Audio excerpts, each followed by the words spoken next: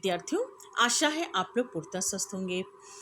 विद्यार्थियों, अपनी पिछली क्लासों में हम लोगों ने वर्ण, शब्द, वाक्य इस प्रकरण के अंतर्गत अध्ययन प्रारंभ किया था, जिसके अंतर्गत सर्वप्रथम हम लोगों ने देखा था कि वर्ण क्या है। इसके बाद हम शब्द पर आए थे। शब्द के संप्रत्यय को समझते हुए शब्द का वर्गीकरण हम लोगों ने देखा था, और उसी क्रम में आगे बढ़ते हुए आज हम वाक्य पर आ गए हैं। तो विद्यार्थियों, आज हम वाक्य के बारे में अध्ययन करेंगे। जैसा कि विद्यार्थियों हम लोग भली भांति जानते हैं कि हमारी भाषा की लघुत्तम इकाई वर्ण थी, उससे थोड़ी बड़ी इकाई हमारे शब्द थे, और इस भाषा की जो सबसे बड़ी विस्तृत इकाई है वो है वाक्य। तो आज हम लोग वाक्य के विषय में अध्ययन करेंगे। तो सर्वप्रथम हम लोग ये जान लेते हैं कि सामान्य रूप में वाक्य होता क्या है। तो वाक्य शब्दों के सार्थक समूह को कहते हैं। जब शब्द समूह या शब्द पद वक्ता या फिर लेखक के भावों को पूर्णता एवं स्पष्टता अभिव्यक्त करने में समर्थ हो तो वे वाक्य के अंतर्गत आते हैं। अर्थात इसको आप ऐसे समझिए कि जब भी वक्ता कोई बात बोलता है या लेखक कोई बात लिखता है, तो वो शब्द समूह या पद समूह उसके भावों को पूर्ण रूप से स्पष्ट करने में समर्थ हो तो वे वाक्य कहलाते हैं। ठीक है। इसी चीज को संस्कृत के विद्वान महर्षि पतंजलि ने कुछ इस प्रकार से कहा।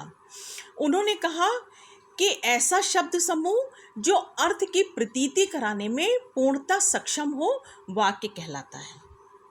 अर्थात अर्थ की प्रतीति बिल्कुल स्पष्ट रूप में हो जाए तो उसे फिर वाक्य की संज्ञा दी जाती है।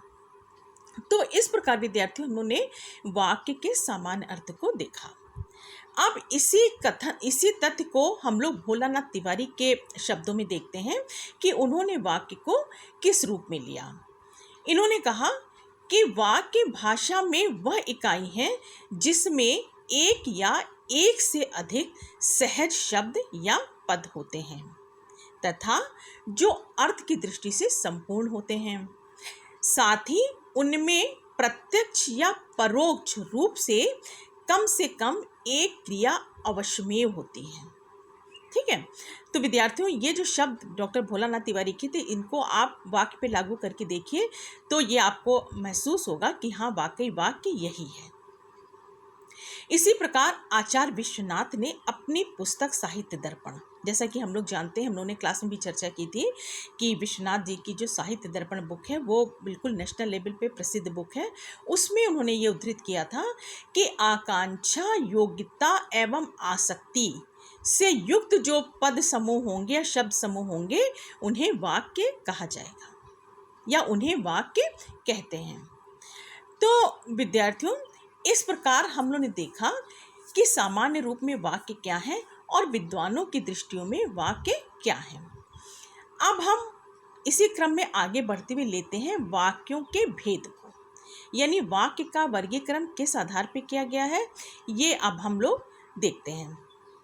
तो इसमें विद्यार्थियों हम देखते हैं कि वाक्य का जो वर्गीकरण है, वाक्य भेदों को दो प्रकार से निरूपित किया गया है। मुख्यतः पहला रचना की दृष्टि से और दूसरा अर्थ की दृष्टि से।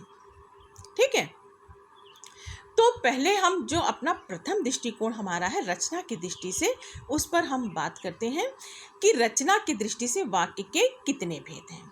तो विद्यार्थियों, रचना की दृष्टि से आप अपनी स्क्रीन पर देख रहे होंगे वाक्य के 3 मुख्य भेद हैं, है ना।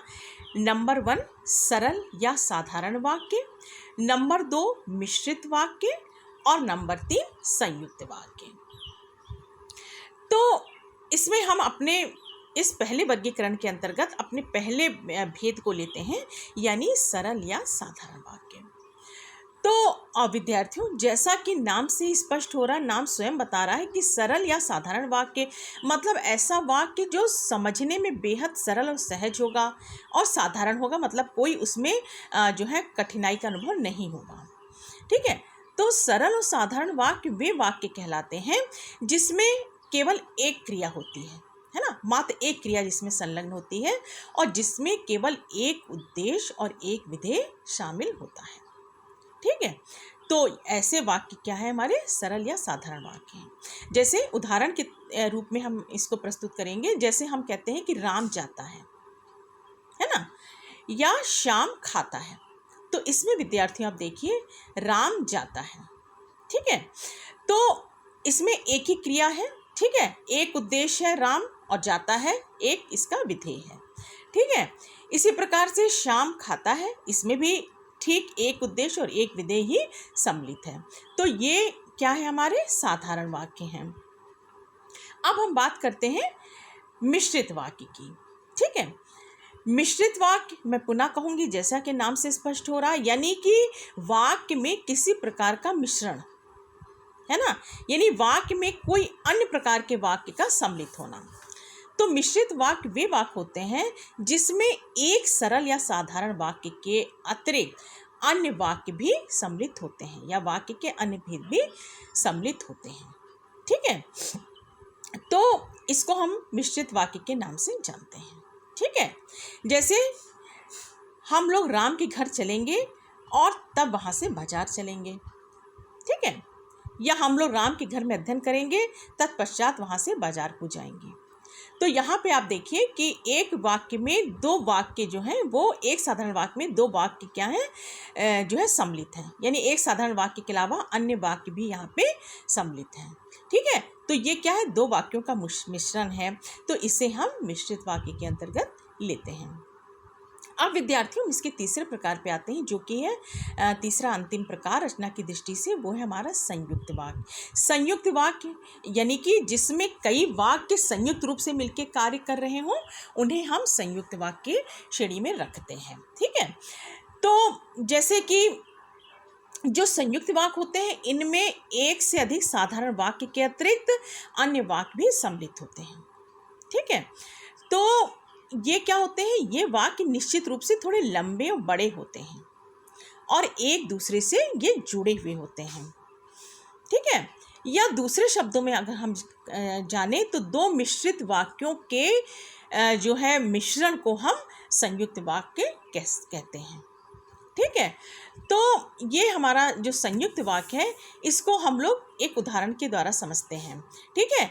जैसे कि कल हम सब लोग विद्यालय चलेंगे, वहाँ पे क्लास अटेंड करेंगे, है ना, क्लास में बैठ के अध्ययन करेंगे और वहाँ से हम लोग राम के गांव चलेंगे, ठीक है। अब इस उदाहरण में विद्यार्थियों आपने गौर किया होगा कि कई सारे वाक्य जो हैं वो सम्मिलित हैं, ठीक है। तो इस प्रकार से हमने देखा विद्यार्थियों कि संयुक्त वाक्य जो होते हैं वो दो साधारण वाक्यों के योग्य से बनते हैं और इनमें अनेक उपवाक्य भी जुड़े होते हैं जो आपस में एक दूसरे में संलग्न होते हैं और काफ़ी विस्तृत रूप में होते हैं, वृहत होते हैं।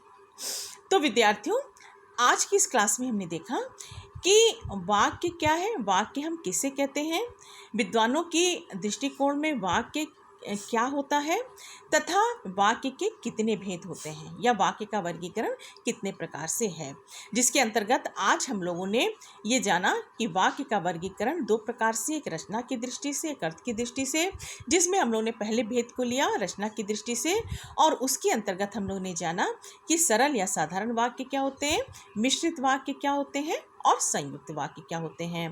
तो विद्यार्थियों मैं आशा करती हूँ कि आज का ये जो जितने भी बिंदु हमने आपसे चर्चा की जिनके बारे में, वो आपको समझ में आए होंगे और रचना की दृष्टिकोण से जो हम लोगों ने वर्गीकरण किया यहाँ पे, जिसका अध्ययन किया, वो आपको समझ में आए होंगे।